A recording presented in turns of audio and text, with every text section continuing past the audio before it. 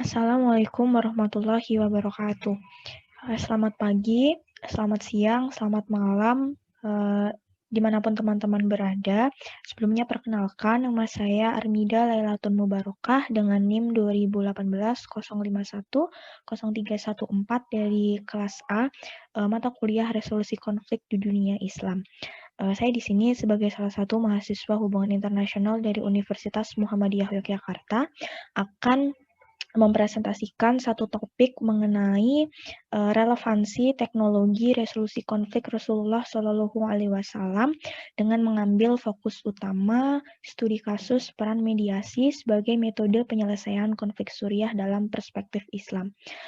Nah, di sini saya akan membahas mengenai setidaknya ada 6 topik pembahasan, yang mana yaitu meliputi yang pertama berkaitan dengan sejarah dan perkembangan konflik Suriah, kemudian yang kedua mengenai aktor-aktor yang terlibat dalam konflik Suriah, yang ketiga mengenai pandangan Islam mengenai konflik dan mediasi sebagai mekanisme penyelesaian konflik, yang keempat yaitu berbicara mengenai contoh kisah Rasulullah SAW yang relevan, yang kelima, mengenai implementasi mekanisme mediasi dalam penyelesaian konflik Suriah, dan yang keenam, mengenai kesimpulan. Nah, langsung saja memasuki topik yang pertama, yaitu mengenai sejarah dan perkembangan konflik Suriah. Nah, konflik yang terjadi di Suriah pada mulanya merupakan konflik internal yang terjadi antara masyarakat dengan rezim pemerintahan yang dipimpin oleh Bashar al-Assad. Konflik ini merupakan konflik yang diakibatkan oleh adanya ketidakpuasan masyarakat Suriah terhadap kepemimpinan rezim Bashar al-Assad.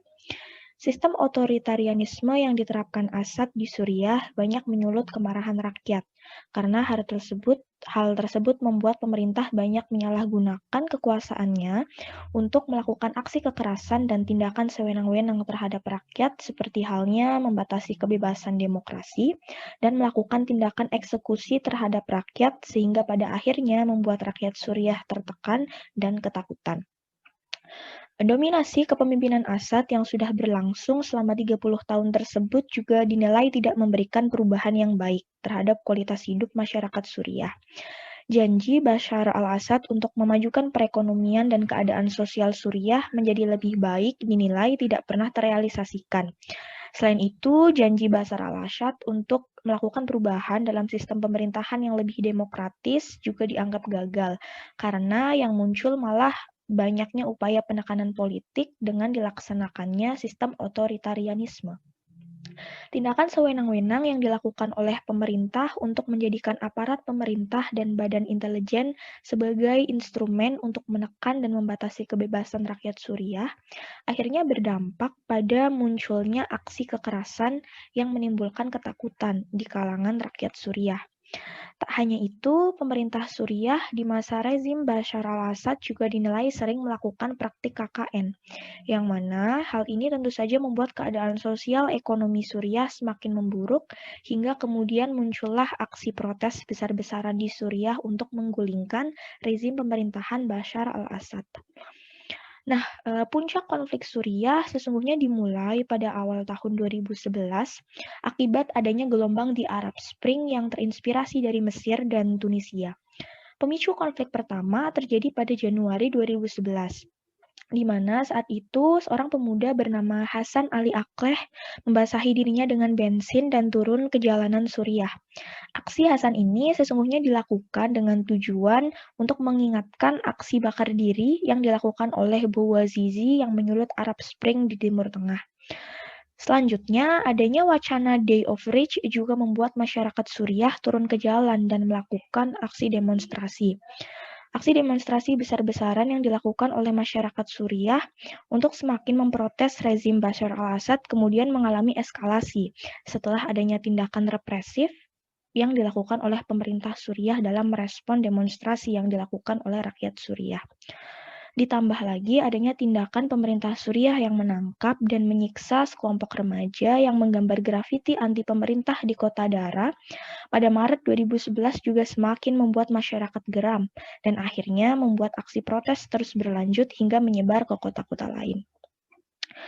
Dalam perkembangannya, rezim Bashar al-Assad yang menganggap bahwa aksi demonstrasi yang dilakukan oleh masyarakat Suriah merupakan aksi pemberontakan yang mengancam legitimasi pemerintah Suriah. Hal inilah yang kemudian membuat pemerintah memutuskan untuk melakukan tindakan represif dengan mengirimkan tank ke seluruh penjuru kota di Suriah dan memaksa pasukan pemerintah untuk menembaki warga sipil. Akibatnya, banyak korban yang tewas dan banyak infrastruktur yang rusak, yang kemudian membuat Suriah menjadi berstatus darurat. Keputusan Presiden Bashar al-Assad untuk meninjau kembali undang-undang di Emergency Law dan membentuk pemerintahan dengan kabinet baru yang lebih demokratis juga dinilai gagal untuk memberi angin segar bagi konflik di Suriah. Hal ini dikarenakan aksi protes dan demonstrasi yang dilakukan oleh masyarakat Suriah malah semakin memanas dengan ditandai adanya peristiwa The Great Friday Protest pada 22 April 2011. Masyarakat Suriah juga menganggap bahwa walaupun terjadi pencabutan Undang-Undang Emergency Law oleh pemerintah rezim Assad, hal tersebut tidak memberikan dampak apapun bagi rakyat Suriah. Kondisi di Suriah kemudian semakin parah dengan munculnya kelompok oposisi Free Syrian Army atau FSA pada 29 Juli 2011, yang mana FSA ini memiliki tujuan untuk menggulingkan rezim Assad dan membebaskan rakyat Suriah dari rezim Bashar al-Assad yang otoriter. Sejak saat itu, perang terbuka gencar dilakukan antara FSA dan juga rezim pemerintahan Assad. Penggunaan senjata, kekuatan militer, bahkan senjata kimia juga sering dilakukan dalam perang tersebut. Konflik di Suriah menjadi semakin kompleks ketika muncul kelompok oposisi lain, yaitu Jabhat al-Nusra pada tahun 2014 yang merupakan kelompok yang berkaitan erat dengan kelompok Al-Qaeda. Kemudian juga muncul kelompok Islamic State of Iraq and the Levant atau ISIL yang kemudian dikenal menjadi kelompok Islamic State of Iraq and Syria atau ISIS, yaitu kelompok jihadis Sunni dengan aliran ideologi keras yang mengklaim otoritas religius atas semua umat Islam di dunia. Konflik Suriah yang sudah tidak bisa dikendalikan ini kemudian dimanfaatkan oleh ISIS untuk menguasai wilayah Suriah. Hal ini ditandai dengan keberhasilan ISIS dalam menguasai kota Mosul di Irak. Aksi ISIS kemudian terus berlanjut dengan menyatakan bahwa mereka telah menguasai wilayah di Suriah yaitu kota Raqqa yang kemudian diduduki dan digunakan sebagai benteng ISIS. Hingga saat ini, aksi ISIS terus berlanjut dan terus berusaha untuk menguasai berbagai wilayah lain di Suriah yang sebelumnya dikuasai oleh pemerintah Suriah. Nah, berlanjut ke topik atau pembahasan selanjutnya, yaitu mengenai keterlibatan aktor-aktor yang ada dalam konflik Suriah. Nah, dalam konflik Suriah sendiri, sesungguhnya aktor-aktor yang terlibat itu dapat diklasifikasikan menjadi dua kelompok besar, yang mana yang pertama yaitu kelompok dari Amerika Serikat, lalu kemudian ada koalisi Arab Saudi bersama dengan negara-negara Teluk seperti halnya Bahrain, Uni Emirat Arab, dan juga kelompok oposisi yang mana mendukung masyarakat Suriah untuk melakukan perlawanan terhadap pemerintahan Bashar al-Assad yang otoriter. Nah, sementara itu di kubu yang berseberangan terdapat Iran dan juga Rusia yang mana mendukung rezim pemerintahan Bashar al-Assad. Nah, dari adanya aktor-aktor yang terlibat dalam konflik di Suriah dapat diidentifikasi bahwa konflik Suriah yang awalnya berada dalam tahap civil war saat ini telah berubah menjadi proxy war yang melibatkan aktor-aktor eksternal yaitu negara-negara great powers seperti halnya Amerika Serikat, Arab Saudi, Rusia, dan Iran.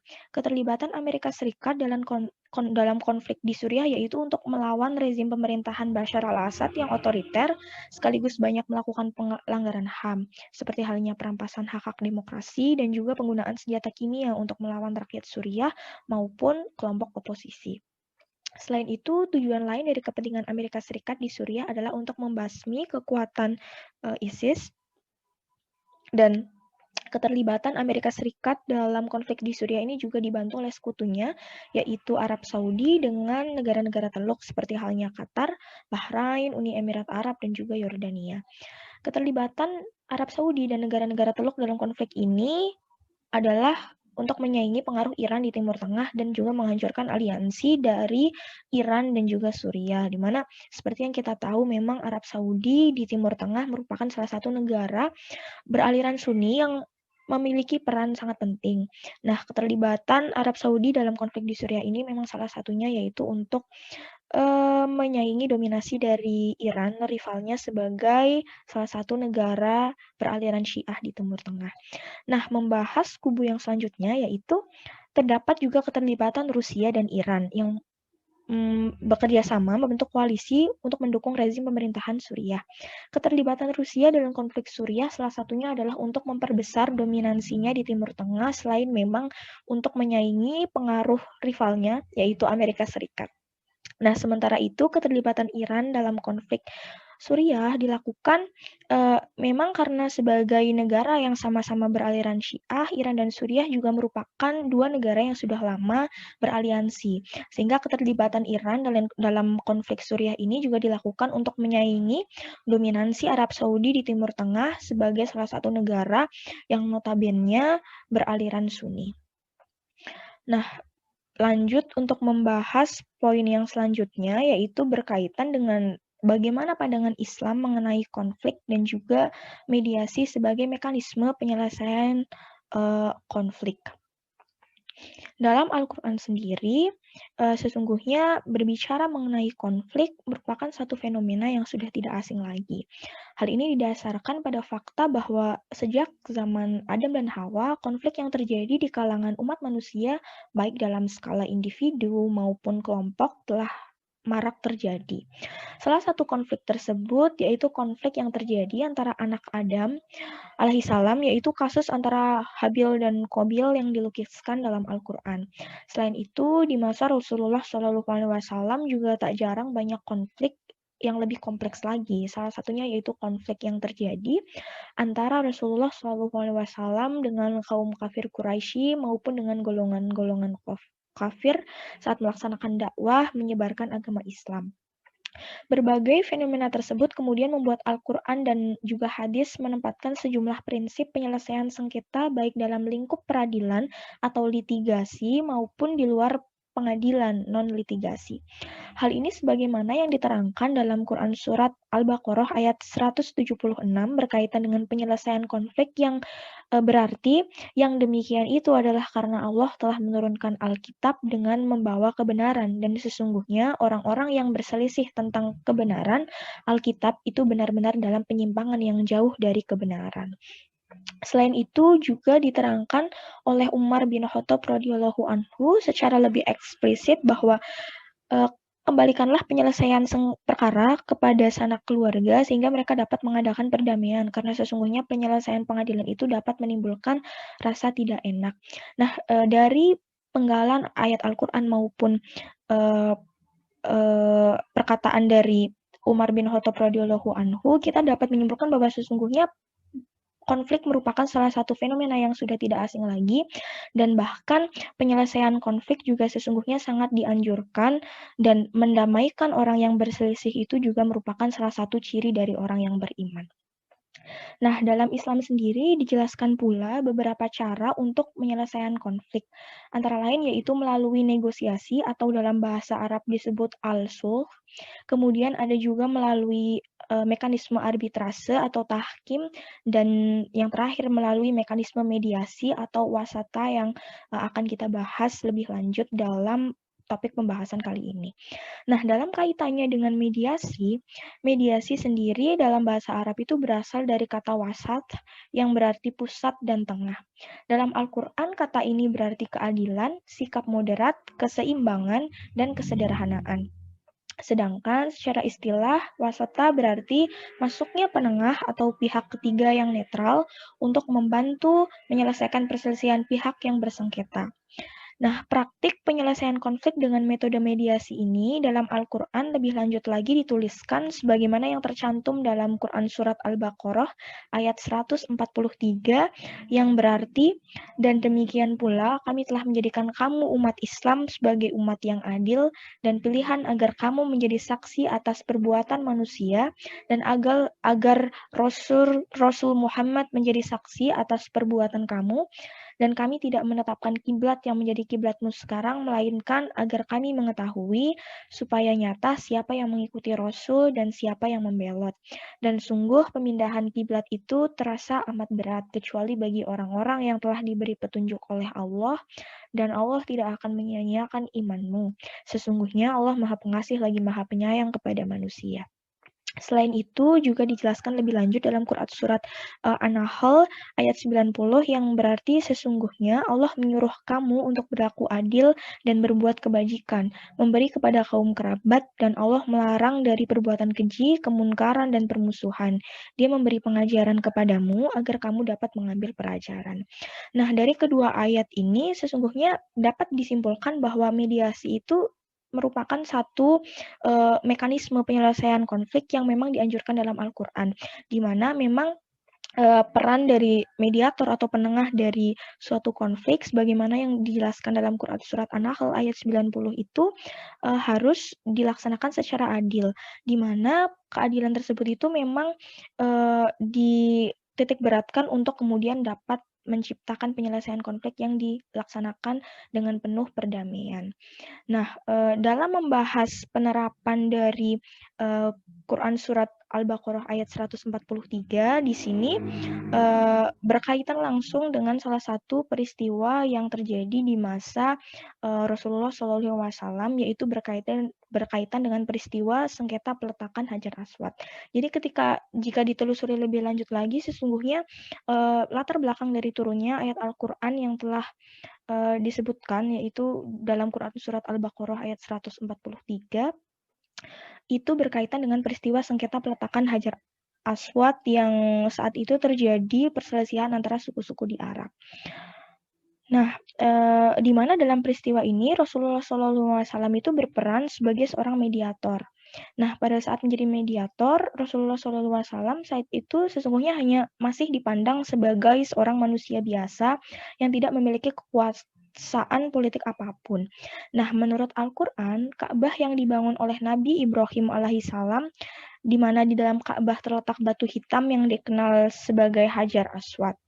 Nah, pada tahun 605 Masehi, ketika Nabi Muhammad SAW berusia 35 tahun, Ka'bah dibangun kembali oleh masyarakat Mekah karena saat itu sempat hancur akibat terkena banjir.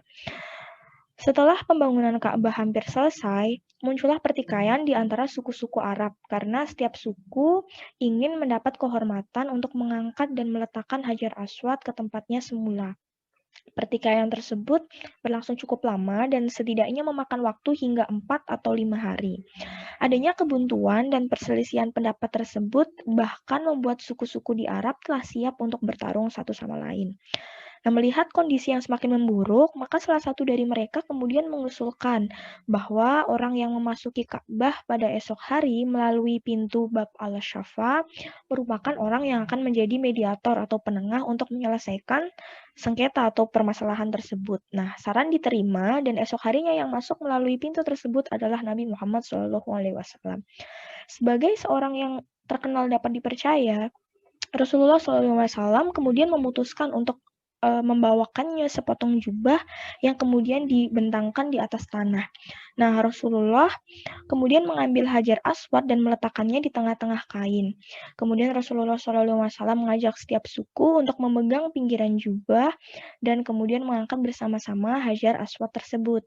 Ketika mereka mengangkatnya dan mencapai ketinggian yang tepat, Rasulullah SAW kemudian mengambil batu tersebut dan meletakkannya di sudut sehingga pembangunan Ka'bah dapat dilanjutkan hingga selesai.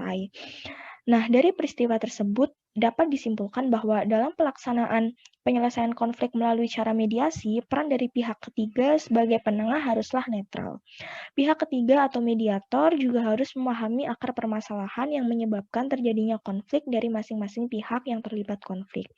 Sikap Rasulullah SAW ketika berperan menjadi seorang mediator dalam penyelesaian sengketa peletakan Hajar Aswad dapat dinilai sangat baik karena senantiasa dilingkupi dengan nilai-nilai perdamaian, seperti halnya nilai sabar, menghargai orang lain dalam kedudukan yang sederajat, dan tidak membeda-bedakan status sosial.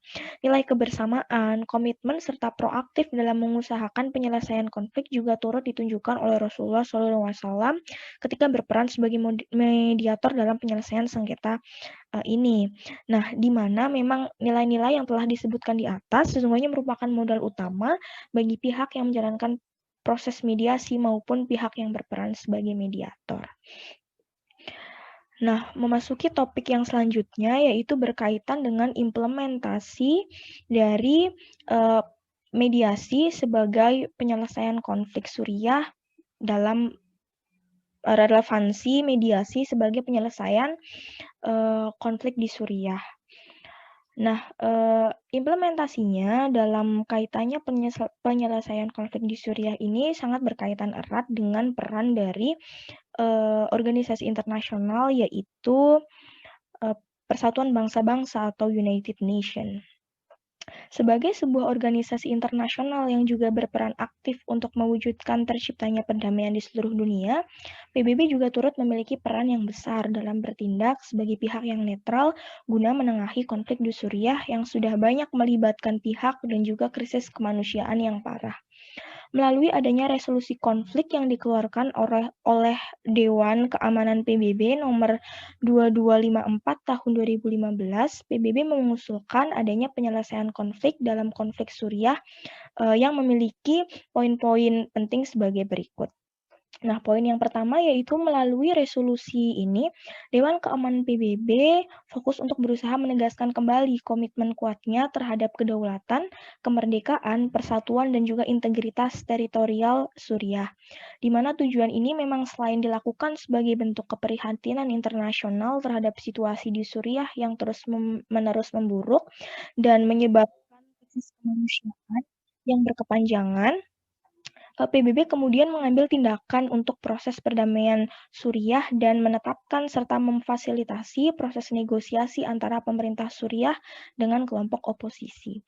Selain itu, gencatan senjata juga harus dilakukan secepatnya setelah pihak-pihak yang terkait mengambil tindakan menuju transisi politik Suriah. Lebih lanjut lagi, melalui resolusi Dewan Keamanan PBB ini, PBB juga membentuk apa yang disebut sebagai Middle East Syria sebagai dokumen resmi yang menandai dikeluarkannya resolusi nomor 2254 yang digunakan sebagai dasar untuk menghendaki dan dilakukannya gencatan senjata nasional untuk kemudian dilaksanakan transisi politik yang dilangsungkan di bawah pengawasan PBB serta diserahkan secara penuh keputusan masa depan Suriah kepada rakyat Suriah. Dalam resolusi ini, PBB sebagai pihak yang berusaha menengahi konflik yang terjadi di Suriah juga turut bersikap netral dengan membentuk komunitas internasional independen yang baru yaitu International Syria Support Group atau ISSG yang dalam perkembangannya mendesak agar segera dilaksanakan transisi politik yang konsisten bagi masa depan Suriah sebagaimana yang juga telah dibicarakan dalam komunike Jenewa pada 20 Juni 2012 yaitu untuk melaksanakan transisi politik pemerintahan Suriah yang diserahkan secara penuh ke tangan rakyat Suriah. Kemudian juga mendukung terlaksananya proses politik yang dipimpin oleh Suriah dengan difasilitasi oleh PBB dalam target 6 bulan untuk membangun pemerintahan yang kredibel, inklusif, non-sektarian, dan menetapkan jadwal dan proses untuk menyusun rancangan baru, konstitusi, serta menyatakan dukungannya terhadap pemilihan umum yang bebas dan adil sesuai dengan konstitusi baru yang akan diselenggarakan dalam waktu 18 bulan yang berada di bawah pengawasan PBB dengan semua rakyat Suriah ikut berpartisipasi.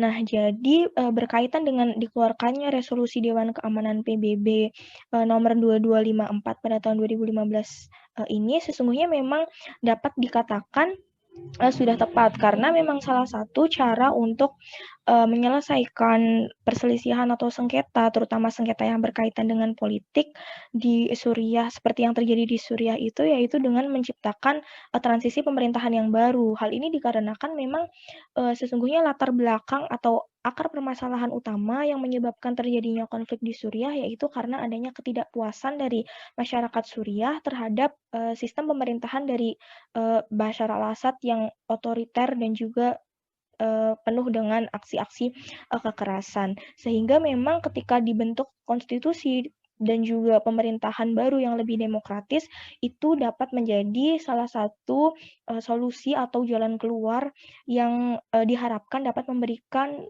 keuntungan bagi kedua belah pihak, baik bagi pemerintah Suriah ataupun, bagi masyarakat Suriah. Nah, proses penyelesaian konflik Suriah dengan menggunakan mekanisme mediasi yang dilaksanakan oleh PBB sebagai pihak penengah itu dikatakan sudah tepat karena memang proses penyelesaian sengketa yang dilakukan oleh PBB ini telah mengedepankan prinsip-prinsip perdamaian dan bukan melalui kekerasan.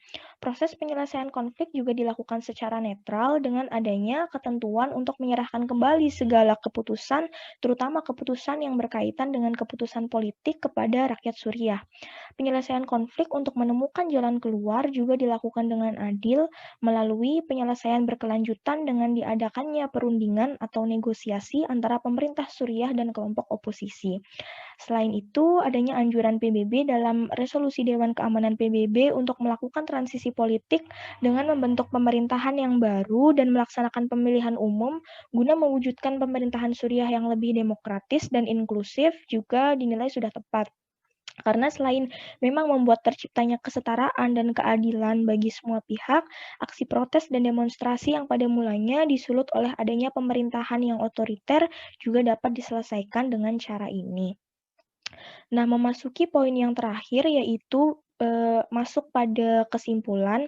Nah, berdasarkan pemaparan yang telah disampaikan, dapat ditarik kesimpulan bahwa sesungguhnya penyelesaian konflik Suriah sebagai konflik yang kompleks dan telah mencapai tahap krisis kemanusiaan dengan menggunakan mekanisme mediasi, dengan PBB yang berperan sebagai mediator sesungguhnya sudah relevan dengan apa yang juga telah dianjurkan oleh Islam dalam memandang penyelesaian konflik, khususnya dalam jenis konflik vertikal yang terjadi antara pemerintah dan masyarakat.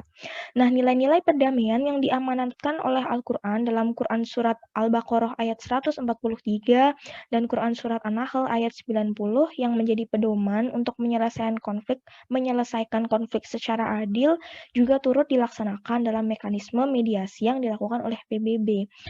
Di mana dalam konflik Suriah, PBB telah bersikap adil dan netral dengan berusaha untuk memberikan win-win solution yang menguntungkan kedua belah pihak sebagaimana yang juga dahulu uh, pernah dilakukan oleh Rasulullah SAW ketika berperan sebagai mediator dalam sengketa suku-suku Arab berkaitan dengan peletakan Hajar al-Aswad pasca pembangunan Ka'bah. Nah, mungkin itu yang dapat saya sampaikan dalam kesempatan kali ini. Kurang lebihnya saya mohon maaf dan semoga apa yang telah saya sampaikan, mengenai topik pembahasan yang berkaitan dengan, peran mediasi sebagai salah satu mekanisme penyelesaian konflik di Suriah menurut perspektif Islam dapat, bermanfaat bagi kita semua. Sekali lagi terima kasih, wassalamualaikum warahmatullahi wabarakatuh.